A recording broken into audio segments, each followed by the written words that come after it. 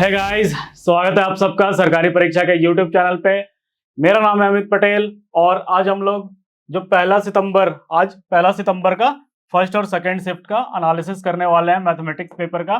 जैसा कि आप डेली शाम में हमारे साथ जुड़ रहे हो, हमने हर एक दिन के हर एक शिफ्ट का एनालिसिस यहाँ पर शुरू किया है मैथमेटिक्स का। तो यहाँ पर ये दोनों शिफ्ट का कंप्लीट एनालिसिस लेकर आते हैं हम, एकदम सटीक एनालिसिस। तो आज जैसा कि बच्चों ने बताया कि पेपर क्या था, थोड़ा सा आसान था पेपर। कल पेपर नहीं हुए थे क्योंकि कल गणेश चतुर्थी थी। आज का पेपर थोड़ा सा आसान है, पर जहां आप देखोगे कैलकुलेटिव पोर्शन हर एक शिफ्ट में है, मतलब हर एक शिफ्ट में मैथ्स जो है वो थोड़ी सी कैलकुलेटिव साइड पे है। तो आपको करना कुछ नहीं है, आप प्रीवियस ईयर पेपर का यहाँ पर डला हुआ है प्लेलिस्ट, आप जाओ और प्लेलिस्ट में देखो ये कैसे सॉल्व करते हैं। पिछले साल भी कैलकुलेटिव काफी पूछी गई थी सवाल, कैसे उसको सॉल्व करते हैं ऑप्शन के थ्रू। ठीक है, क्या क्या बेसिक चीजें देखनी होती है कम कैलकुलेशन यूज करने के लिए, वो सब बताया गया है। आप प्रीवियस ईयर पेपर वाले सेक्शन में जाकर उसको देख सकते हो। तो आइए हम स्टार्ट करते हैं आज का एनालिसिस। तो देखिए, आज मोटा मोटी जो हमारा था लेखा जोखा पूरे एग्जाम का वो ये था। तो सेम ज्यादा कुछ चेंजेस देखने को मिला नहीं है। हाँ, एक चेंज देखने को मिला है, वेन डायग्राम पूछा गया है। ठीक है, पहले वाले शिफ्ट में कुछ एक शिफ्ट में वेन डायग्राम आया था, आज वाले शिफ्ट में थोड़े से वेन डायग्राम के नंबर्स क्या थे, ज्यादा थे। देखो, वेन डायग्राम एलआर में भी पूछा जाता है, ये मैथमेटिक्स वाला था। आप देखकर ही समझ जाओगे, जहां थोड़ा सा मैथ्स वाला ज्यादा कॉन्सेप्ट यूज करवाएगा वो मैथ्स वाला होता है, बाकी सब एलआर वाले होते हैं। फिर से वही है कि क्वाड्रेटिक 2 से 3 तो वो हर बार पूछ रहा है। ठीक है, लेवल वही रखता है, इजी टू मॉडरेट, परसेंटेज के एक आध सवाल होते हैं, मेंसुरेशन के 2 सवाल, ratio and proportion, CI SI, simplification के 3 से 4 सवाल, प्रॉफिट एंड लॉस से 1 से 2 सवाल, मीडियन मोड से 1-2 रहता ही है। आपको पहले ही बताया है कि मीन मीडियन मोड इसमें ऑब्जर्वेशन टेबल वाला आपको करना है।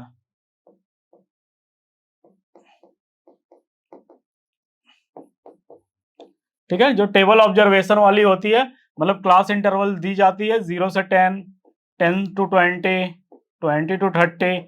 ये थोड़ा सा कैलकुलेटिव इस तरह का होता है जहां फ्रीक्वेंसी लिखी होती है, और ऐसे वो आपसे मीन मीडियन मोड कैलकुलेट करवाता है। थोड़ा सा ये कैलकुलेटिव होता है, पर आसान होता है। एक बार अगर आपको फॉर्मूला याद है तो ये आसान है। नंबर सिस्टम से दो तीन सवाल है, स्पीड डिस्टेंस टाइम से अच्छा खासा सवाल पूछा जा रहा है, 3 से 4, एज से एक आध सवाल पूछता है, ज्योमेट्री से 1 से 2 सवाल, ट्रिग्नोमेट्री से एक ही सवाल होता है हर बार। तो ये है पूरा लेखा जोखा आपका। देखिए, जो बच्चे निकल कर बाहर बता रहे हैं कि जो गुड अटेम्प्ट है उनका, तो आप मानकर चलो कि 75 से 80 आज वाले शिफ्ट में मैक्सिमम का यही था गुड अटेम्प्ट, 75 से 80। देखो, 80 काफी सेफ साइड का स्कोर है। अगर आप 80 स्कोर कर जाते हो ना, तो आपको ये पेपर निकालने से कोई नहीं रोक सकता। अगर ये पेपर बहुत ज्यादा टफ है तो 80 में काफी नॉर्मलाइजेशन में फायदा मिलेगा, जैसा कि पिछले बार देखा गया था। और अगर ये पेपर क्या थोड़ा सा आसान है तो आप 80 से ज्यादा अटेम्प्ट करके आओगे, मतलब ऐसा कुछ नहीं कि आपसे अटेम्प्ट ही कम होगा। अगर आसान पेपर है अटेम्प्ट ज्यादा होगा, क्योंकि ज्यादा कुछ आपसे ये दिमाग नहीं लगवा रहा, ये बेसिक कॉन्सेप्ट पे सवाल पूछ रहा है। तो आइए पहला सवाल देख लेते हैं। तो आपको ये क्योंकि पता है कि ये मेमोरी बेस्ड पेपर है, मेमोरी बेस्ड का मतलब है कि बच्चे जब बाहर निकलते हैं वो हमें सवाल बताते हैं, किन्हीं किन्हीं को एग्जैक्टली डेटा याद होता है, बाकियों को एग्जैक्टली डेटा याद नहीं होता है। तो वो कुछ कुछ पॉइंट्स बताते हैं कि ये गिवन था, ये गिवन था, ऐसे बना था। तो हम उसके अकॉर्डिंग एक क्वेश्चन तैयार करके लाते हैं जिस तरह का पूछा जाता है। तो जहां जहां एग्जैक्टली सेम आया होगा क्वेश्चन, मैं आपको बता दूंगा कि ये एग्जैक्टली सेम डेटा के साथ आया था। तो आइए शुरू करते हैं। देखिए, ये जो क्वेश्चन आपको दिख रहा है ये एग्जैक्टली सेम आया था, ऐसा ही पूछा गया था। बोला sign square theta by 1 minus cos theta, same question आया था। अब देखो, बहुतों को ये पता है, क्या पता है कि sine square theta plus cos square theta is equal to क्या होता है 1। अब हम इस साइन में 1 माइनस कॉस स्क्वायर थीटा लिख सकते हैं कि नहीं, बिल्कुल लिख सकते हैं। तो हम इसके जगह लिख रहे हैं 1 माइनस कॉस स्क्वायर थीटा, यहां पर लिखा 1 माइनस कॉस थीटा। अब देखो, ये ए स्क्वायर माइनस बी स्क्वायर है, तो हम इसको और क्या आगे लिख सकते हैं, तो इसको हम लिख सकते हैं 1 माइनस कॉस थीटा, तोड़ दिया ए प्लस बी इंटू ए माइनस बी में।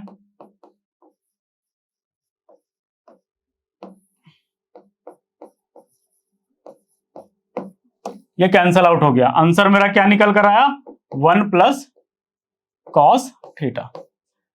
ठीक है, तो ये काफी बेसिक सवाल पूछा था, मतलब इसके लिए आपको पेपर कलम उठाने की जरूरत नहीं थी, आप ऑप्शन से भी डायरेक्ट बना लेते हैं। ये दिख जाता कि ये a माइनस बी का ए स्क्वायर माइनस बी का ये टर्म है, ए प्लस बी इंटू ए माइनस बी करेंगे, ए माइनस बी कट गया और आंसर जो बचा वो आ गया। आइए अगला सवाल देखते हैं। तो ये सवाल देख लेते हैं। इस तरह का एक सवाल आया था जहां पर मार्क प्राइस गिवन थी और क्या एसपी गिवन था और यहां डिस्काउंट दिया जा रहा था। देखिए, तो ये नहीं, मार्क प्राइस और केवल डिस्काउंट था। क्वेश्चन को पढ़ के समझते हैं पहले कि वो बोलना क्या चाह रहा है। तो हो सकता है कि थोड़ा सा कैलकुलेशन साइड इसमें हाई हो। कुछ कुछ क्वेश्चन में क्या करता है, कैलकुलेशन साइड हाई रखता है। पर देखिए एक ट्रिक होता है कैलकुलेशन वाला, वो हमेशा ऑप्शन ऐसे रखेगा ना कि वो क्वेश्चन क्या है, ऑप्शन के थ्रू बन जाएंगे। ये क्वेश्चन बोल रहा है कि the mark price of an article is 20% higher than the cost price. मान लेते हैं कि कॉस्ट प्राइस क्या है मेरा 100 है। अब ये बढ़कर क्या हो गया, 20% हमने बढ़ाया। क्या किया, 20% बढ़ा दिया। तो 100 में 20 बढ़ाने का क्या मतलब है, 120 हो जाना। अब ये बोल रहा है कि डिस्काउंट दिया गया है 15%, ठीक है, किस पे, मार्क प्राइस पे। तो आपको बताना है कि सेलर को क्या, किस टाइप का ये सेल है, मतलब उसको प्रॉफिट हो रहा है, लॉस हो रहा है, कितने परसेंट का हो रहा है। तो अगर इसका 15% निकालते हैं, 15% अगर डिस्काउंट दे देंगे, ठीक है, क्या किया, 15% डिस्काउंट दे दिया, तो 120 का 10% होता है 12, 12 का और 5% कितना होगा, 6। तो 12 प्लस 6 18, तो 18 क्या हो गया, घट गया। तो अब ये 102 पे आ गया। देखो 100 रुपए उसका क्या था, कॉस्ट प्राइस था, वो 100 से कहां गया, 102 रुपए में। इसका मतलब क्या है, 2% का प्रॉफिट हो रहा है यहां पे, ठीक है। तो ये था इसका आंसर। अगला सवाल देखते हैं। अब यहां पर हो सकता है कि डेटा में थोड़ा सा चेंज हो, क्वेश्चन यही पूछा गया था जहां पर आपको हाइट दी हुई थी, डायमीटर दी हुई थी, आपसे पूछा था कि वॉल्यूम निकाल दो भैया। तो देखो सिलेंडर मेंसुरेशन से ना 2-3 सवाल वो हर बार पूछ रहा है, हर एक शिफ्ट में पूछ रहा है।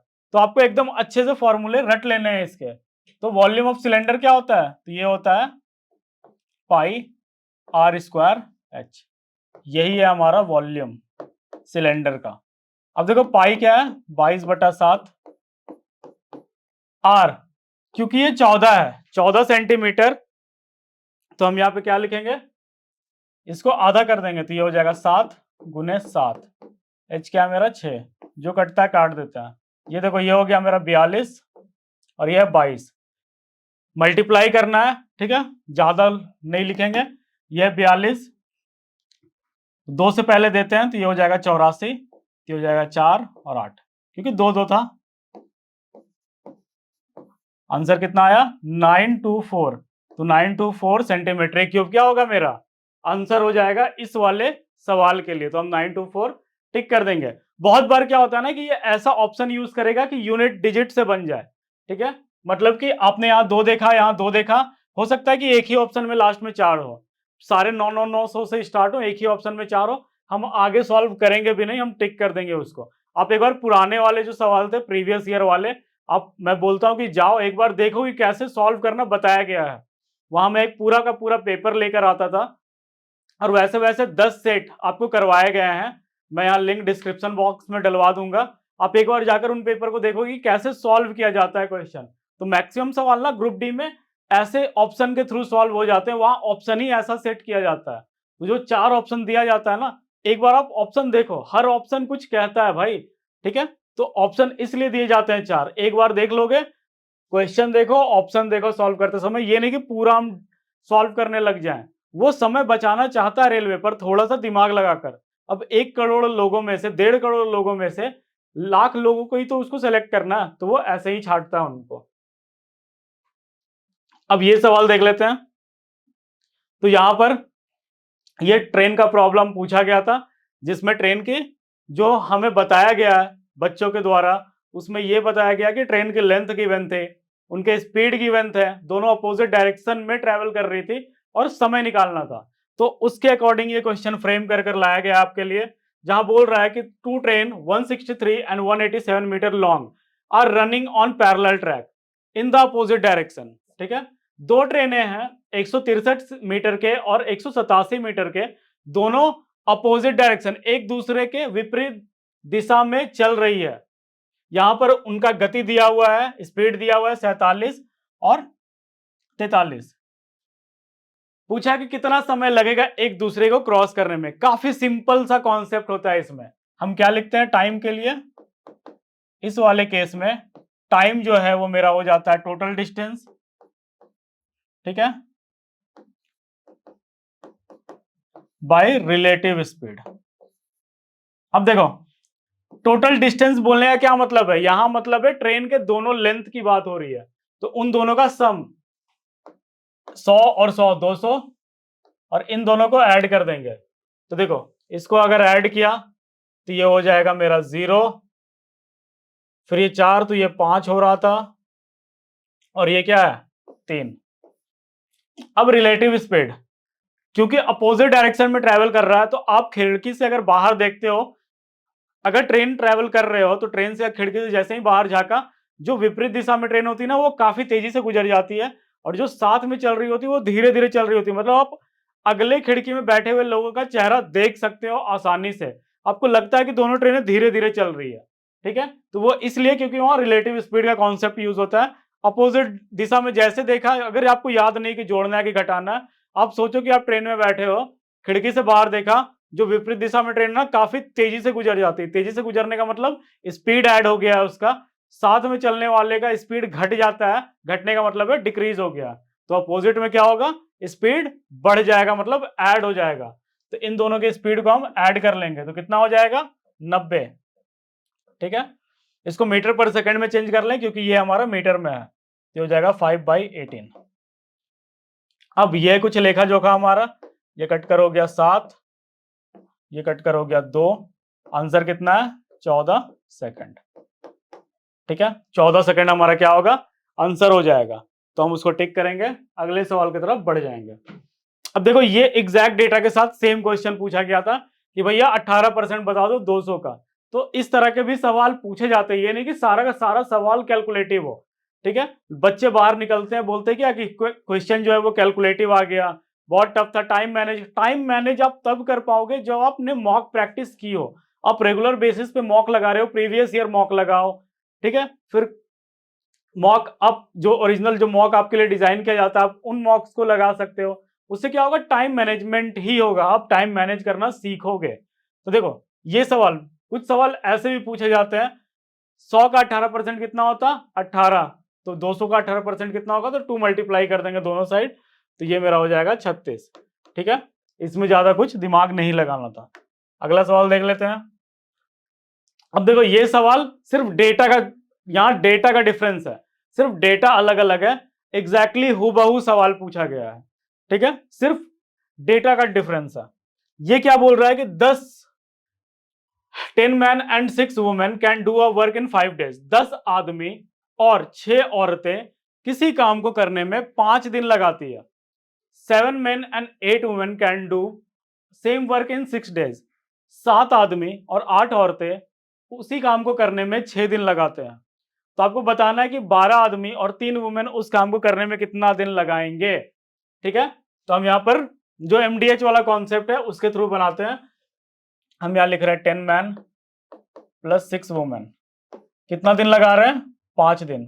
एक ही काम है तो बराबर कर दिया, 7 आदमी और 8 औरतें, कितना दिन, ये था 6 दिन। अब देखो अब हम यहां से एफिशिएंसी कैलकुलेट करेंगे, मतलब कि आदमी और औरत का एफिशिएंसी कितना है। तो यहां पर हम इसको ब्रैकेट खोल देते हैं, ये हो गया 50,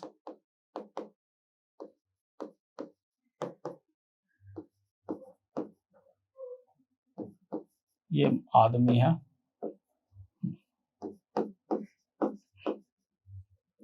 अब यहां से मेन अगर लिखेंगे तो ये हो जाएगा मेरा 8 मैन इज इक्वल टू, ये उधर गया, ये 48 होता है।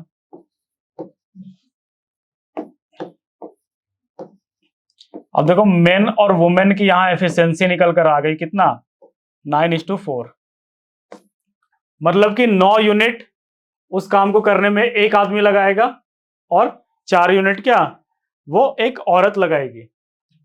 चलो अब हम इस वाले कंडीशन में आते हैं। यहां पर क्या पूछा है, टाइम पूछा है आपसे, तो चलो हम टाइम यहां निकाल दें, इधर साइड से सॉल्व करते हैं।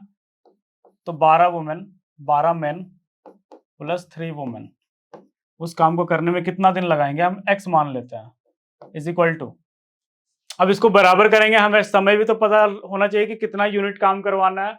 चलो किसी एक टर्म को ले लेते हैं, पहले वाले को ही ले लेते हैं। तो मेन यहाँ पे क्या था, 9 था, तो ये हो जाएगा मेरा 90 प्लस वुमेन कितना थी, तो वो 4 थी, मतलब 6 वुमेन कितना कर लेगी एक दिन में, तो वो कर लेगी 24, और कितना समय लग रहा है, 5 दिन। ये ऐड करेंगे, ये हो जाएगा 114, 114 बचे, तो आपको तोड़कर मल्टीप्लाई करना भी बताया गया है, ठीक है। तो 114 को तोड़ लो, तो 100 और 14, तो 100 हो गया मेरा 500, 14 हो गया, 14 पचे 70, तो ये हो जाएगा 570। अब हम इसको तोड़ लें, अगर हम सिर्फ यहां से मेन की बात करते तो ये 9/4 वुमेन हो जाता इस वाले केस से, ठीक है। तो हम यहाँ m के जगह पुट कर सकते हैं 9/4,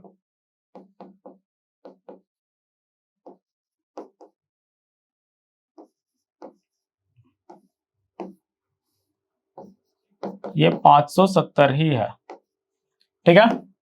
ये 3 हो गया, ये हो गया मेरा 27, 27 और 3 30, तो 30, W किसके इक्वल था, 4 के इक्वल था, तो 4x 570, ठीक है। यहां से x की वैल्यू निकल कर आ गई 57/12 डेज। तो कितना दिन लगेगा, 57/12 डेज। तो देखो जरूरी नहीं है कि 57/12 डेज ही हो सकता है मिक्स फ्रैक्शन में हो। अगर इसको मिक्स फ्रैक्शन में बदलना हो तो क्या लिख देंगे, 4 होल 9/12, ठीक है। हो सकता है पॉइंट में हो तो पॉइंट में भी सॉल्व कर लेंगे। तो सेम क्वेश्चन था, बस डेटा डिफरेंस था, और उसमें होल नंबर में आंसर आ रहे थे। अगला सवाल देख लेते हैं। ये एग्जैक्टली सेम डेटा के साथ पूछा गया क्वेश्चन है, मतलब यही डेटा पूछा गया था वहां पे। तो पहले पढ़ते हैं सवाल को, क्या बोल रहा है। ये बोल रहा है कि the ratio of age of A and B 3 years ago, 3 साल पहले ए और बी के एज का रेशियो क्या है, 3:2 है।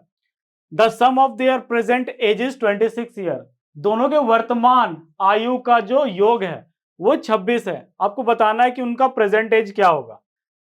आइए पहले ये क्या बोल रहा है कि 3 साल पहले 3:2 है, चलो हम इसको 3x और 2x मान लें।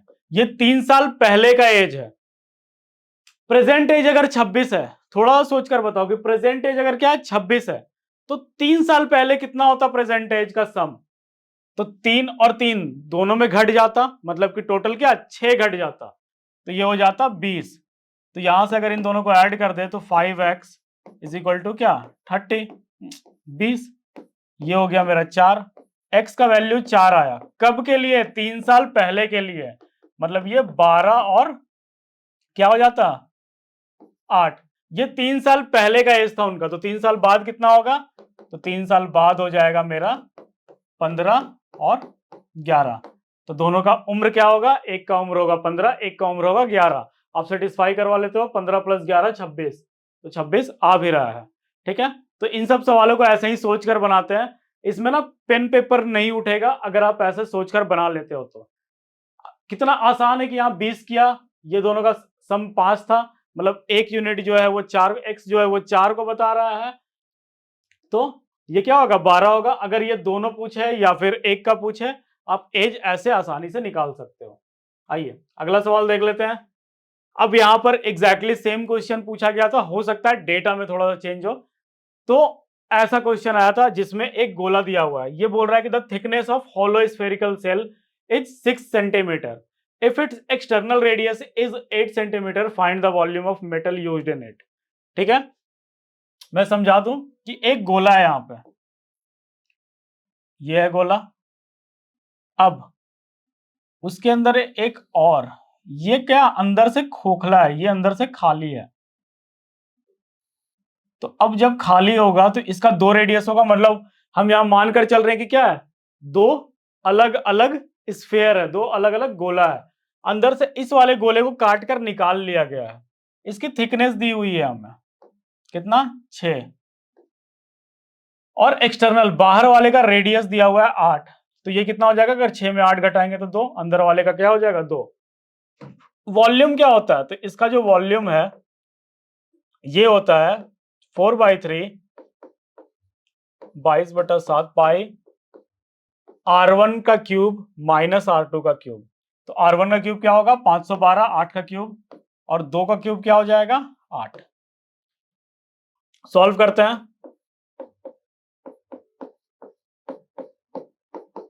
ये हो जाएगा मेरा 504, ये कटेगा बिल्कुल 72 बार में, ये कटा 24 बार में, ये हो जाएगा मेरा 88। अब देखो, इसको मल्टीप्लाई करने के बहुत सारे तरीके हैं। या तो 11 से पहले मल्टीप्लाई कर दो, फिर उस पूरे नंबर को 8 से मल्टीप्लाई कर लो, वो आप पे। अगर 11 से करोगे तो 264 आएगा, फिर 8 से कर दो, या फिर 8 से करके दोनों को लिख दो। चलो 8 से हम करते हैं। अगर हम 24 को 88 से मल्टीप्लाई कर रहे हैं तो कैसे करेंगे? तो एक ही 8 से तो करना है यहाँ पे, तो ये हो जाएगा मेरा 32, 3 हाथ में,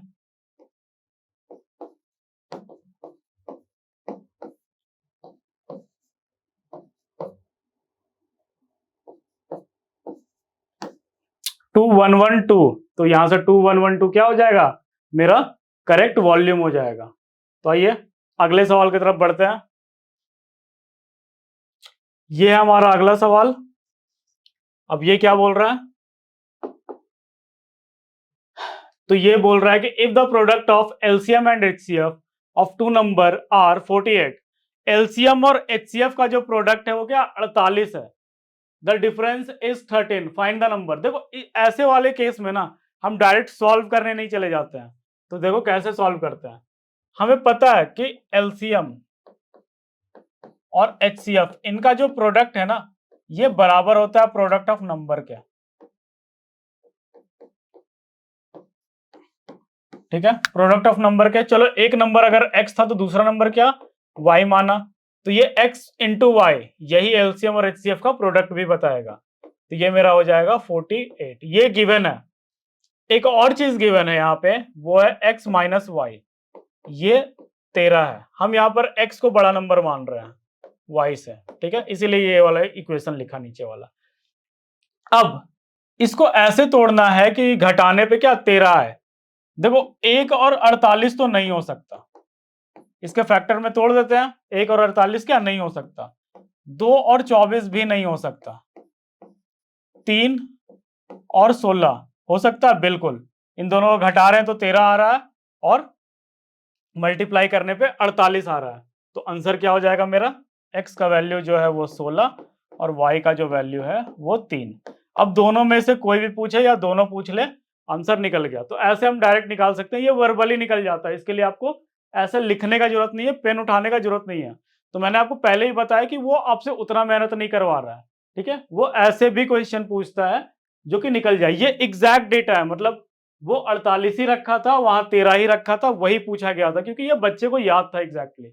आइए अगला सवाल देख लेते हैं। अब ये हमारा अगला सवाल, ये बोल रहा है कि फाइंड द एलसीएम ऑफ, ये भी एग्जैक्टली सेम डेटा के साथ लेकर आया हूं। यहां पर एग्जैक्टली यही चीज पूछा गया था कि 24, 42 और 56 इनका एलसीएम बता दो भैया कि कितना होगा।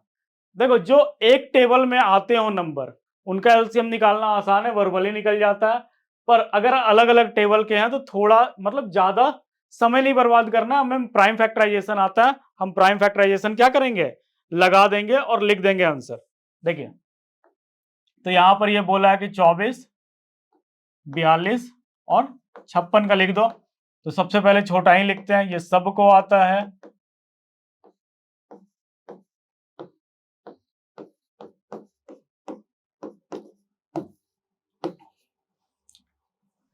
अभी भी ये 2 है।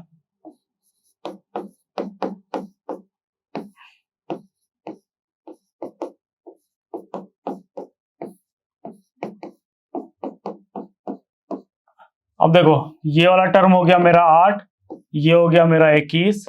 8 गुने 21 कितना होता है? तो 8 गुने 21 होता है 168। 168 क्या हो जाएगा? मेरा करेक्ट आंसर हो जाएगा। तो ये ऐसे ऐसे सवाल भी पूछे जाते हैं जहां आसान भी होता है कॉन्सेप्ट वाइज और मेहनत भी कम करवाता है। और आप देख रहे हो कि ज्यादातर सवाल में ये मेहनत नहीं करवाया, कैलकुलेशन नहीं करवाया। हाँ, होता क्या है कि बहुत सारे क्वेश्चन क्या आपस में मिक्स होते हैं और थोड़ा सा प्रेशर अलग होता है वहां एग्जाम के टाइम पे। तो ये बोल पाना कि हम जो घर में इतना स्कोर कर रहे हैं वहां कम हो जा रहा है, टाइम मैनेज, बिल्कुल ऐसा होता है कि टाइम मैनेज नहीं हो पाता। पर जिनका एग्जाम अभी होना है ना, वो अब स्मार्ट प्लानिंग के साथ अगर अभी से लग जाए तैयारी में, जो पढ़ना था वो पढ़ लिया, अब किस चीज पे ज्यादा फोकस करना है अभी वो समय है। इसीलिए आपके लिए एनालिसिस दिया जाता है। आप एक बार पूरा एनालिसिस देखो और उसके अकॉर्डिंग स्मार्टली आप तैयारी करोगे ना, तो आप क्या करोगे, टाइम को अच्छे से मैनेज कर पाओगे। अब देखो ये बोल रहा है कि if the root of quadratic equation are 3 and -2 then find the equation. Equation लिखने के लिए क्या करते हैं, तो हम लिखते हैं X square minus sum of root into X plus product of root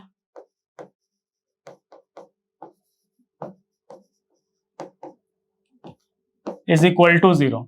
ठीक है, ये होता है हमारा स्टैंडर्ड इक्वेशन अगर रूट पता हो तो। X square minus sum of root मतलब कि दोनों रूटों का योग जो है, और प्रोडक्ट ऑफ रूट, दोनों रूट के क्या प्रोडक्ट। तो हम यहां डायरेक्ट लिख देते हैं एक्स स्क्वायर माइनस, ये दोनों हो जाएगा मेरा 1, तो सिर्फ एक्स, ये हो जाएगा -6 इज इक्वल टू 0। ये आ गया मेरा आंसर। तो एग्जैक्टली सेम डेटा के साथ आया था ये क्वेश्चन, 3 और -2 से ही पूछा था। जिन लोगों ने ये सही किया है उनका ये सही हो जाएगा। आइए अगला सवाल देख लेते हैं। अब ये एक दूसरा क्वेश्चन पूछा था क्वाड्रेटिक इक्वेशन से और एग्जैक्टली सेम डेटा के साथ, यही क्वेश्चन था एग्जाम में। ये बोल रहा है कि x - 5 का whole square is equal to 5x + 11 का बताना है कि रूट क्या होगा। तोड़ ले, ये हो जाएगा मेरा x square minus 10x plus 25 is equal to 5x + 11। सबको इधर ले आते हैं, एक्स स्क्वायर माइनस, अब ये इधर हो जाएगा -15x plus 14 is equal to 0। अब 15 को ऐसे तोड़ना है, आपको पहले ही बताया कि अगर यहाँ पे लास्ट में प्लस है ना और यहाँ पे माइनस, दोनों आंसर क्या होगा, पॉजिटिव होगा। अब ये दोनों पॉजिटिव है, इसको ऐसे तोड़ना है कि मल्टीप्लाई करने पे 14 है। 14 केवल 2 ही बार में आता है, एक 7 और 2 के पहाड़े में, जो कि 15 नहीं बना रहा, 1 और 14 भी होता है। तो मतलब इसका 2 रूट क्या है, 1 और 14, दोनों को जोड़ेंगे 15 आ जाएगा, मल्टीप्लाई करेंगे क्या आ जाएगा, 14 आ जाएगा। तो ये मेरा आंसर हो जाएगा, ज्यादा मेहनत इसमें भी नहीं करना था। तो आइए अगला सवाल देख लेते हैं। अब ये सवाल है, यहां पर एकदम सिंपल सा, बच्चे ने बताया था कि एकदम सिंपल सा पूछा गया सवाल एवरेज स्पीड से, जो कि डायरेक्ट फॉर्मूला पे निकल जा रहा है होल नंबर में।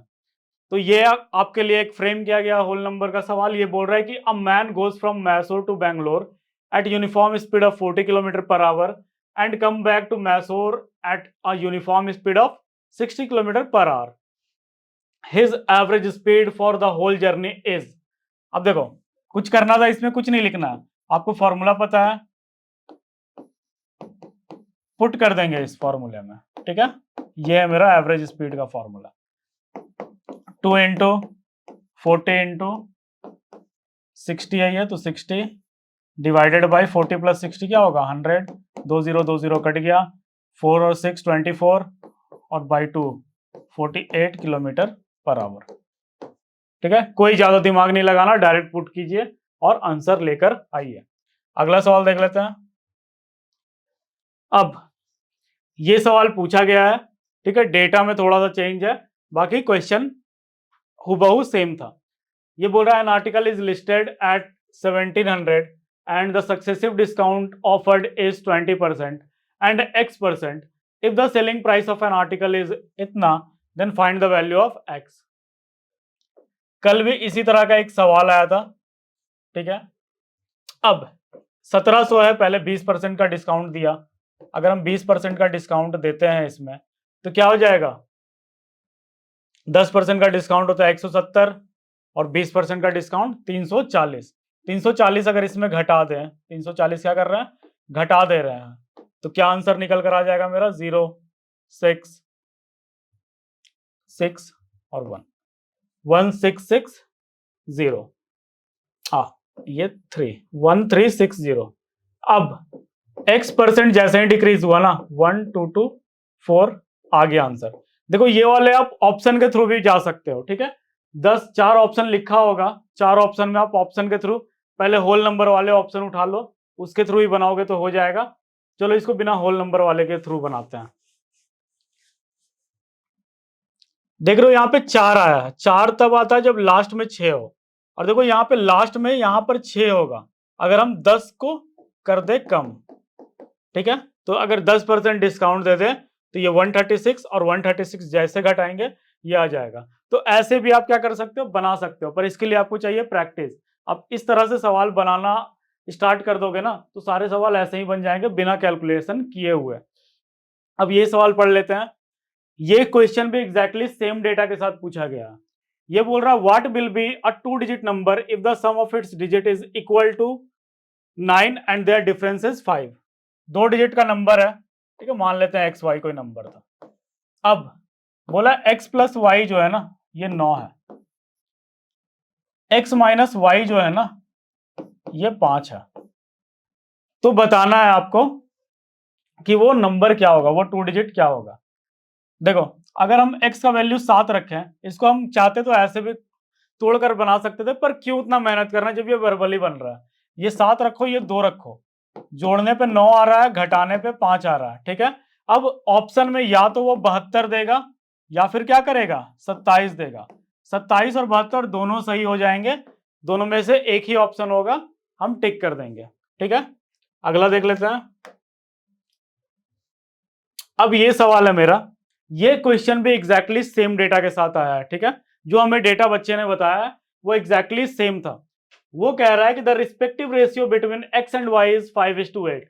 If x is increase by 40% and y is decrease by 15%, the new respective ratio between x and y। देखो x और y के बीच जो रेशियो है वो अभी 5:18 है, मतलब 5:8 है। अब क्या हो रहा है, 40% से बढ़ा देने का मतलब है वो नंबर का 140% हो जा रहा है। तो हम यहां लिख रहे हैं 140 डिवाइडेड बाई 100, नीचे डिवाइडेड बाई 100 कट जाएगा, इसीलिए डायरेक्ट 140 लिखा। 15% से डिक्रीज करने का मतलब है कि ये 85% हो जा रहा है। अब यही जो आंसर सॉल्व करके आएगा यही मेरा वैल्यू दे देगा। 5 से ये कटा, ठीक है, 17 बार में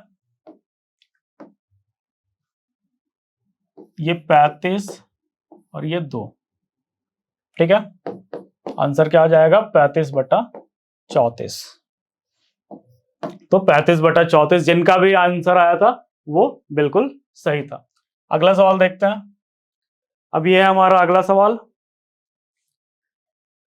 ये बोल रहा है कि एन अमाउंट, ये जो आपको डेटा दिख रहा है इसमें डेटा में चेंज है, सेम सवाल पूछा गया है आपसे। बोल रहा है an amount of ₹55,000 is invested in a scheme of compound interest. If the rate of interest is 20% per annum, then what will be the amount obtained after 2 years। देखो 35,000 है, हमें 2 साल के लिए देना है, तो पहला साल हो गया, ये दूसरा साल हो गया।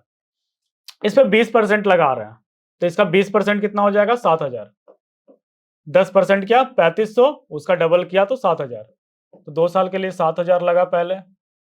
अब इस इंटरेस्ट का भी इंटरेस्ट मिला दूसरे साल, इसका 10% हो जाएगा 700, डबल करेंगे 1400, ठीक है। यहां से सीआई निकल कर आ गया 1540। अब हम इसमें इसको किस में ऐड कर रहे हैं, तो 3500 में ऐड कर रहे हैं, कितना, तो 1540। नहीं, यहां एक और जीरो था, ठीक है, तो हम यहां साइड में लिख दे रहे हैं 35, ये 1000, और यहां पर है 15400, ये हो गया मेरा 00405। तो 50400 क्या होगा, मेरा टोटल अमाउंट होगा जो हमें 2 साल के बाद मिलेगा। अगला सवाल देख लेते हैं। अब देखो मैंने आपको बताया कि कर क्या रहा है कि एक वेन डायग्राम पूछा गया 2-4 आपसे, तो बच्चे ने बोला कि 2 से 4 वेन डायग्राम थे, हो सकता है कि कुछ वेन डायग्राम एलआर के थे और उसने बोला कि मैथ टाइप वाले भी वेन डायग्राम थे जो कि मैथमेटिक्स में पूछे जाते हैं। तो उस तरह का एक सवाल आपके लिए लेकर आया गया है। ये बोल रहा है कि in a group of 50 student 31 are taking French, 17 are taking Spanish and 10 are taking neither French nor Spanish. How many student are taking both French and Spanish? ये एक है, ये दो। ठीक है, हम मान लेते हैं कि ये फ्रेंच है, ये स्पेनिश है। अब दोनों मिलकर जो पढ़ रहे हैं वो एक्स है। अगर हम इस पूरे यूनिट की बात करें, मतलब ये पूरा जो ये था, तो टोटल 50 लोग ही थे, जिसमें 10 लोगों ने नहीं लिया था। मतलब अब जो ये दोनों मिलकर पढ़ने वाले बच्चे थे वो कितने थे? 40 ही थे, क्योंकि 10% ने ना ही फ्रेंच लिया था और ना ही स्पेनिश लिया था, मतलब दोनों में से कोई सब्जेक्ट नहीं लिया था। तो टोटल 40 बच्चे पढ़ रहे थे यहाँ पे। अब सिर्फ फ्रेंच पढ़ने वाले 31 थे। 31 दिख रहा है कौन सा पोर्शन? तो यहां पर अगर मैं अलग शेड से रंग दूं इसे, चलिए ग्रीन अगर रंग दिया जाए, तो ये पूरा पोर्शन क्या है मेरा? 31 है, ये पूरा पोर्शन। ठीक है, तो केवल ये वाला पोर्शन कितना रह जाएगा? केवल ये वाला जो बचा हुआ पोर्शन है, क्योंकि ये पूरा अगर x को कवर कर लेता है, ये पूरा का पूरा 31 है, फ्रेंच अकेले पढ़ने वाले का नंबर, तो ये पोर्शन होगा 17 माइनस x, क्योंकि ये पूरा भी क्या था मेरा? स्पेनिश पढ़ने वाला था, जो कि 17 लोग थे, पर ये पोर्शन भी इसमें इंक्लूड हो गया, तो x हटा दिया हमने। तो अब अगर जो इक्वेशन लिख रहे हैं वो है 31 प्लस 17 माइनस x। तो अब ये दोनों सब्जेक्ट पढ़ने वाले बच्चे कितने थे? 40। 40 क्यों? यहां तो 50 दिया हुआ था, क्योंकि 10 बच्चे नहीं पढ़ रहे थे दोनों सब्जेक्ट। तो ये 40, यहां से x का वैल्यू निकल कर आ गया 8। ठीक है, ये मेरा हो जाएगा 48, उधर घटा देंगे तो हो जाएगा 8। तो 8 लोग क्या है जो कि दोनों पढ़ेंगे, स्पेनिश और फ्रेंच। तो इस तरह का ही सवाल आता है, काफी आसान होता है वेन डायग्राम से रिलेटेड सवाल, तो वो चुटकी में बन जाएगा। अगला सवाल देख लेते हैं। अब इस तरह का एक सवाल पूछा गया था आपसे, जहां बोल रहा है कि इन एबीसी, एबीसी क्या है? ट्रायंगल है, ये बना देता हूं एबीसी। बोल रहा है कि D is a point on side AB that such that B D is equal to 2, D is equal to 3, E is a point on B C. चलो ए, बी और सी। ठीक है, ए बी पे कौन सा पॉइंट है? D, और ई कहां पे है? बी सी पे।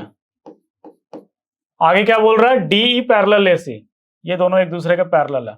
ये दिख रहा है, ये सिमिलैरिटी वाला केस है, मतलब सिमिलर ट्रायंगल वाला जो कॉन्सेप्ट है उसी से बनेगा। अब यहाँ कुछ कुछ गिवन था, जैसे बी डी यहां पर दिया हुआ था 2, ए सी और डी ए यहां पर दिया हुआ था 3, ए सी यहां पर दिया हुआ था 4।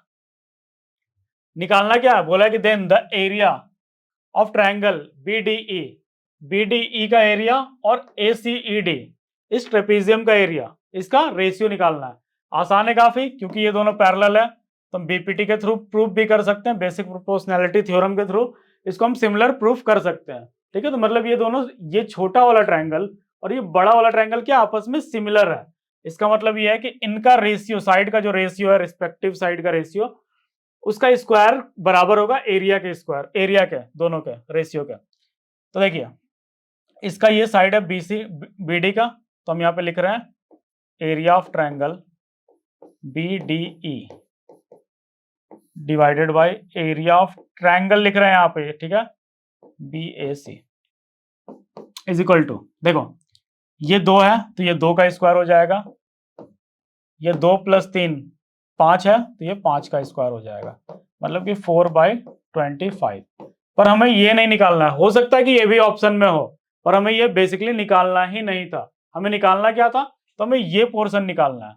अब देखो, ये बड़ा वाला ट्रायंगल अगर 25 है और ये वाला पार्ट अगर 4 है, तो ये वाला पार्ट कितना होगा? 21 होगा। तो यहां से आंसर क्या आ जाएगा? 4:21। तो 4:21 क्या होगा? मेरा करेक्ट आंसर हो जाएगा।